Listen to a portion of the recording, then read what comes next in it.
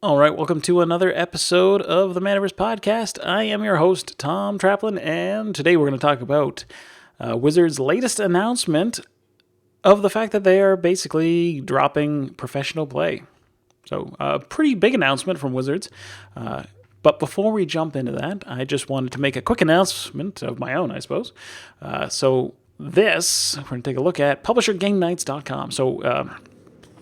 One of my previous interviews with Molly Zeff, we had a very good conversation about running game nights for retailers and how publishers can run virtual events with inside the store, and it's a great way for publishers to connect directly to customers, and it's a great way for retailers to sell more games and kind of create an interesting experience for customers to get to know the publisher and to try out a new game. So I put together a website in order to connect retailers to publishers who want to host game nights. So if you go to publishergamenights.com and you fill out your information up here at the top, it'll put you on a list, and we will start connecting you with publishers who want to host game nights for their products at your store, or in virtual world at your store, in person eventually. So if you're a retailer, go to publishergamenights.com and throw your information in there, join the list, and start connecting with publishers who are interested in hosting virtual game nights at your shop. If you are a publisher and you want to, get access to a list of retailers who are interested in selling your products, if you go to publishergamenights.com, go to the exact same website and go scroll down to the bottom of the page, you will see a button that says click here to register. Throw your information in there, and we will get you connected with retailers who want to host game nights. So just wanted to throw that out there before we jump into things. This is a relatively new site, just started it last week, and we're having some pretty good excitement and traction on it so far. But again, relatively brand new, still working out the kinks. If you do sign up, the process is adapting. So just FYI. So let's jump into the announcement. Esports transitions and getting back to gathering. So Wizards made this article yesterday, May 13th, which is today being the 14th, obviously.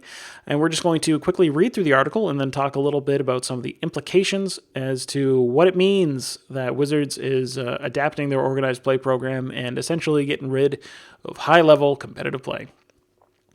All right, so as the world looks to a post-COVID future, so too are we looking forward toward the next iteration of Magic's competitive play system, one that recaptures the magic of the gathering we've all missed so dearly while expanding play opportunities to a wider audience. Play drives everything we do, from your local group or store all the way up through our world championships. We aim to refocus on a play system for everyone as the world opens up again and gathering becomes a real possibility. So today we're going to explore two things. The vision for the future focused on fostering Magic's explosive player growth, creating broader access, and opening widespread play opportunities, and the plan to help us transition the current system through the 2021-2022 season and into that future. All right, back to the gathering. Several years back, we made a significant commitment to Magic esports, introducing the biggest prize pools we've ever had, creating some of the most thrilling events we've had to date, creating a professional level league, and incorporating digital play in unique and exciting ways that gave viewers a new way to experience Magic. And just as we began forming plans to build on that promise with expanded reach beyond the most elite leagues, COVID sent us back to the drawing board. As a result, we spent quite a bit of time imagining what our post-COVID system is going to look like. While we're not ready to publish the details for the 2022-2023 season and beyond yet, we did think it was important to share our current thoughts on that future. As we reimagine our play programs, we are holding these truths at the forefront of all of our planning.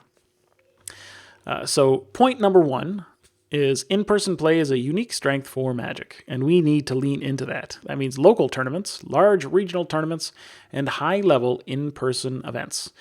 And I would definitely agree with that as a focus for future organized play structure. One of the main issues when they announced esports, so when Wizards really came out of the gates and said, we're going to be putting crazy amounts of money towards esports, we're going to make this thing happen, I was initially skeptical, and I think justifiably so, as things turned out. The issue is Magic is a bad esport, frankly speaking.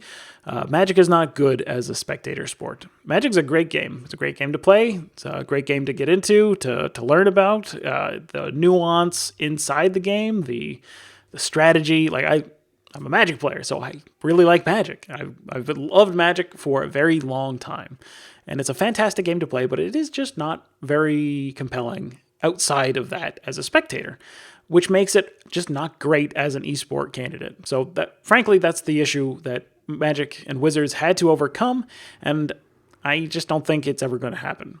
It's not going to work. Even with the advances in Magic Arena, in making it a very visually interesting, compelling, good platform for playing the game, even Arena is just not as interesting to watch for an average player and especially for somebody who's not initiated into the game.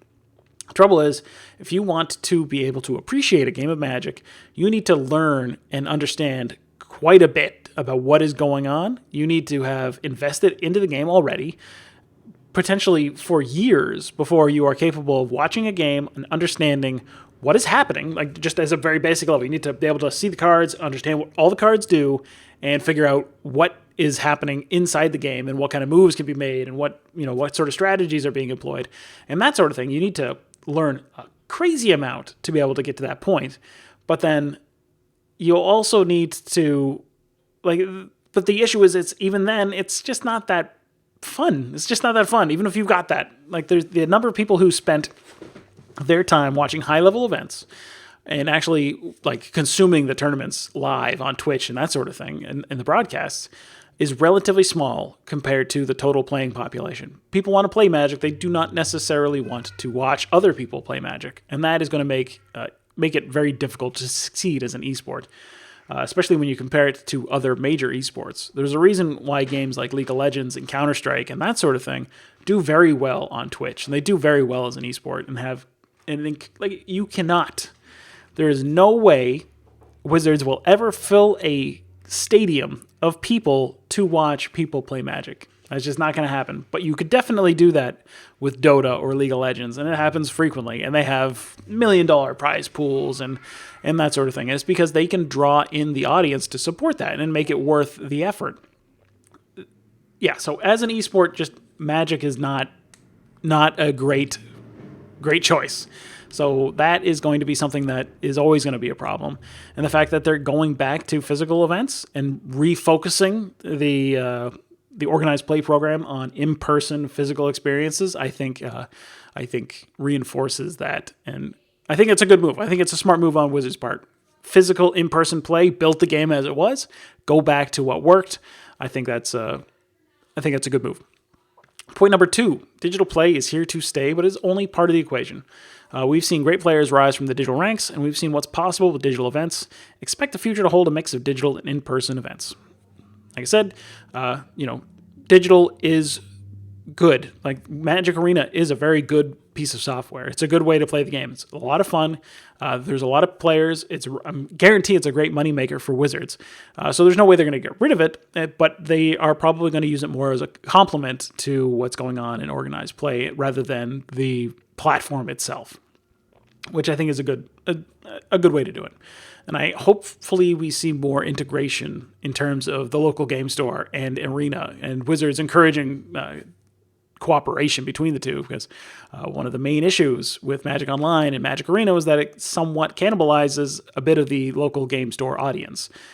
Right? A lot of players who would normally spend money buying cards transition to online because it's more convenient and it's easier to play, and you can play draft at 2 a.m. if you wanted to, which is just really not possible for your average local game store. So I'm sure there were a lot of players who made that transition to digital and it just kind of like never came back. But if they do more cooperation, more collaboration kind of events where you play in line and it gives you get promo stuff for from the game store, or you play in an F&M in a game store and you get some sort of special sleeves or a little avatar or something like that in Arena, and kind of creating those sort of cross connections would be a good move going forward. Point number 3, accessibility is important, and that means broader access to play. We're looking at everything from local events and the success of Command Fests to creating even more levels of play that are open to a broader swath of players. A larger audience means more types of events. So I think this is another good point, and this is something that I think exemplifies as to what the real reason as to what's going on here. The top level stuff, the high level, most elite levels of play were a very tiny, tiny fraction of the overall playing population, right? The number of people competing at the highest levels was just minuscule compared to the number of people playing in an FNM or something like that. The issue with that is that it's just, again, when it's not compelling, when it's not interesting, and it doesn't really drive anything in terms of sales for the product, sales for the company, so why do it? What are they getting out of having this, sustained, high, extremely expensive organized play program that really only serves 200 people? What are they getting out of it? So a push towards more, not say lower level, but more casual style events along the lines of a pre-release makes a lot of sense. And I think that's a good thing overall for players as well as local game stores, as we'll see. So point number 4 is we need to be patient. While we're optimistic for a future we can gather, we also have to be realistic that high-level Magic tournaments combine travel, close contact indoors, and sharing airspace for long periods of time, all traits that create difficulties during pandemic. We will focus on local, regional, and digital events until we can safely gather. I think that's a good point right there. Focus on local, regional, and digital events until we can safely gather. So local and regional, that's going to be a major point going forward. But yes, at some point in the future, 2,000 people gathered into a convention center to play cards. That'll happen again at some point. It might be a while, hopefully sooner rather than later. But for now, that's not going to be part of the plan. And then point number 5 is flexibility is important as we reestablish tabletop play. Our system may need regular updating as play and travel become safer. So, things will change. Get ready for the changes. Don't count on anything staying the same for too long as things go back to normal. Changes with or without notice will happen. And all that means that we are itching to get back to large celebrations. And I think that's a key point right there in the Magic community, but we will wait until it's safe to do so. Celebrations rather than tournaments, I think, is an interesting choice of word. So that's something to keep note. And this is where it really makes the big drop of the hammer here. So the 2021-2022 season. Before we can implement our new vision for play, we need to successfully transition from the current system in the upcoming season. The 2021-2022 season's primary goals are to sunset the current system of play and allow us the freedom and flexibility to create a new play system for the future. Along the way, the season will see a total number of events for our Rivals and Magic Pro Leagues. All of this will culminate in a post-season play and a World Championship. And while we are excited for these events, this structure is not meant to be a template for the future. So I know that quite a few, chances are Wizards contacted most of the people in the Pro League and the Rivals and the other high-level competitive players and told them that this was coming down the pipe, that they shouldn't expect for a professional Magic player to be a sustainable economic choice in the future for them. So here's what this is going to look like. The existing set championship structure will remain in place. We'll be increasing the prize pool and updating the prize structure compared to the Strixhaven Championship. Set championships will feature prize pools of $450,000 per event over 3 events. League weekends and the Gauntlet will not be run in 2021 to 2022, and this will be the final season for the Magic Pro and Rivals leagues. Players will not be competing for another league season. Instead, they'll be competing for a place in the World Championship, and the World Championship will feature a prize pool of $250,000. So that's essentially the announcement right there. That's the core of it, right? Is that the leagues, they essentially failed. They did not provide the marketing push and the boost and the benefit that Wizards had hoped that they would. Again, I think a part of that is just because as an esport, it's just not that great. It's just not that interesting. But that's the end for the Magic Pro League. So as the end of the year, that's that. Individual event details will be shared as we move closer to those events. Total player fees will remain unchanged. We will also be using the transition season to update our digital qualification paths, and that is something I definitely want to make a point of in a second. As we move back toward a more open, less top-heavy system, we're looking to potentially reflect that in our digital qualification options, so stay tuned. So that is a definite improvement. One of the things that I wanted to note is that as a Magic player, I've been playing since 5th edition, so I've been playing for a long time, or what feels like a very long time to me anyways. When I started playing, the format, the path to high-level play was relatively simple. It was very easy to understand.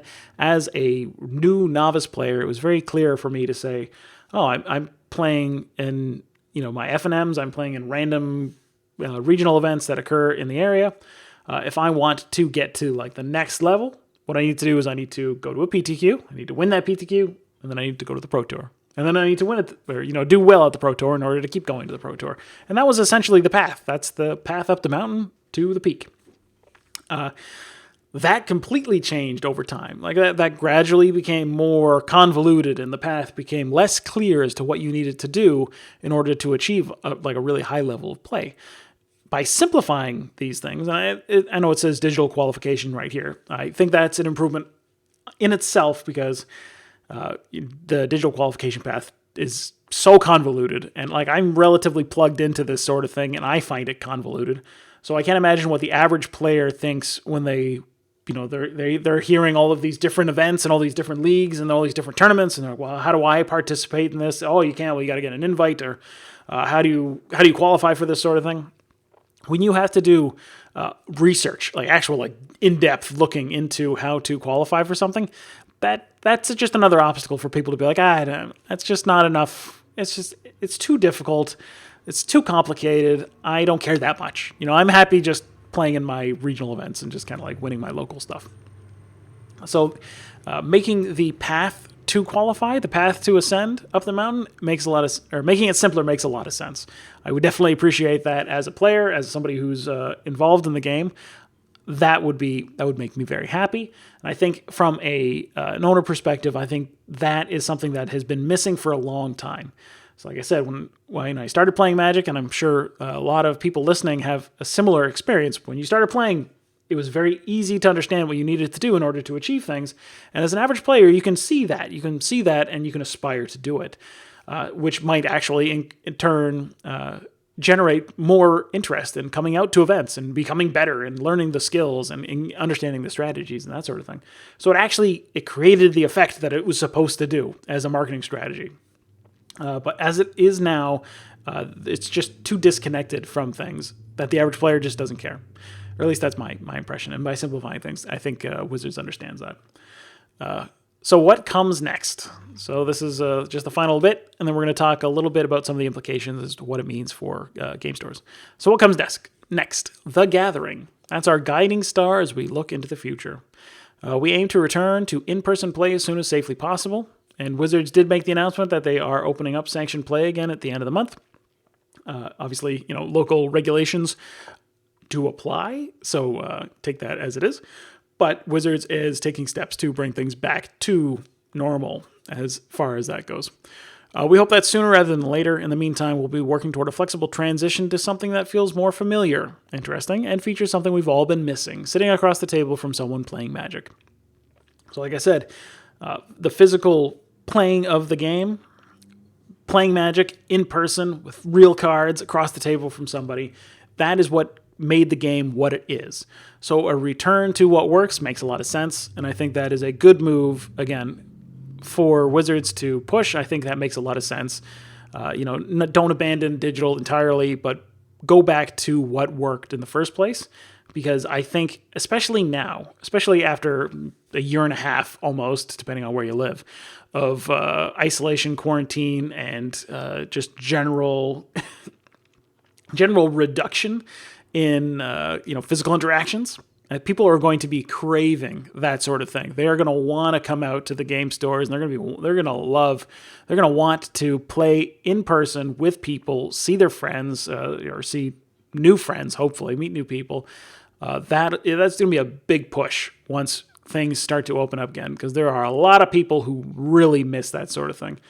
And I'm sure plenty of people will tell you that it's killing them that they can't do that sort of thing, that they can't go out and socialize. And once that makes a comeback, it's going to make a comeback hard. So what does this mean for local game stores? I think overall this is going to be a really positive change. I think there's going to be a lot of people who are salty about this, who are at the top level, who are not going to be happy about the fact that they can no longer expect to be professional players, and they can't just play Magic as a career choice, as a career option. I'm sure those people are not going to be super happy about this change. But again, that's a very small subsection of the population. And I think, frankly, I don't think it is a reasonable expectation for that to be the case. The whole thing about it is that organized play is a marketing strategy for Wizards and for game stores. For Wizards, the Pro Tour, all of the accompanying events, all of the qualifiers, all the structure, all of the broadcast team, all of that stuff is a marketing expense. It's a marketing strategy. And if you're not getting an ROI on your marketing, then you're going to stop doing it. And there's no reason for them to continue pushing it. And I think this ties back into the original point of when the path to the Pro Tour, when it was a very simple path, there were people who were being driven that inspired people to play more, because it was easy for you to say, for a typical Magic player to see themselves at that point where they're like, oh, if I keep putting in the work and I keep playing and I keep putting in time in these tournaments, eventually I'm going to win. I'm going to be up there on the podium someday. That actually generated sales. The way things are now is the way things are as of right now, and obviously they're changing. Up until this point, there was no clear path. There was the disconnect kind of forced that to not be the case. So I don't know for sure because I haven't seen the numbers, but I would guess that this format and the way that they've been doing things has not generated the results that they were hoping. And this is why things are changing. And professional players, they're not there. Wizards isn't in the business to employ you. If you're not bringing in people and you're not inspiring them to buy Magic and buy Wizards products, then, it's just not going to happen anymore. So I understand that if you've been a professional Magic player for a length of time and it's come to be part of your identity, which, it tends to do, I can see why you'd be unhappy with this change, or you'd be disappointed, or concerned, or what have you. But I think for the vast majority of Magic players, I think this will be a positive change. I think for local game store owners, this is going to be a good thing overall, especially if Wizards does put in the effort to really focus on local events and regional events and kind of flatten things down so that the average player really becomes the focus rather than high-level competitive play. Future versions of the program will probably be simplified. Again, we don't know all the details yet. The details coming. All we know is that things are closing up as of the end of the year.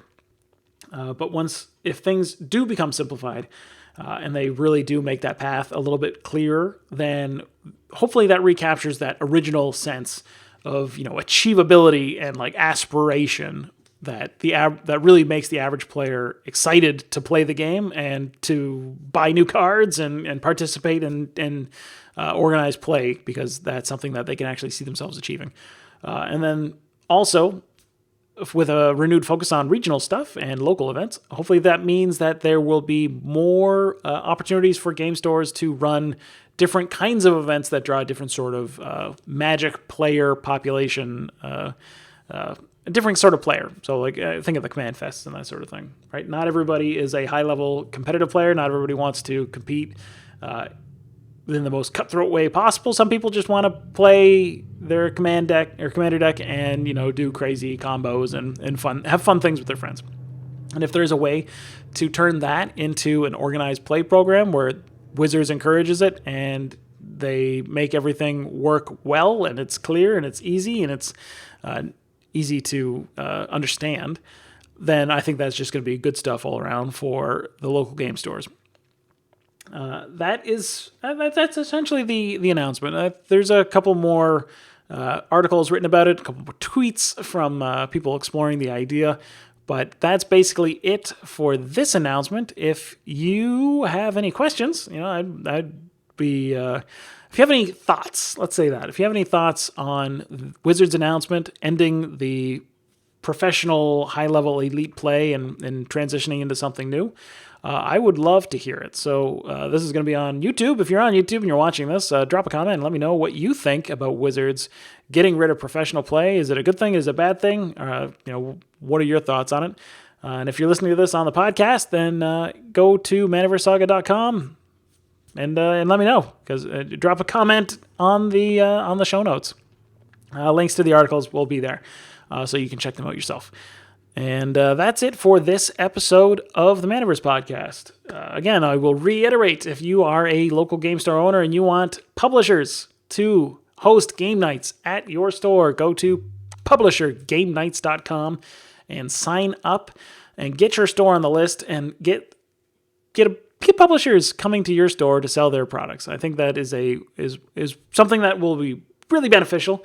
And if you are interested, that's all you got to do is connect your information there. And if you are a publisher and want to get on the list, go to the same thing, publishergamenights.com, sign up, get your info in there, and then I will connect you to retailers who want your games in their store. All right, that's it for this episode. I will talk to you again next time.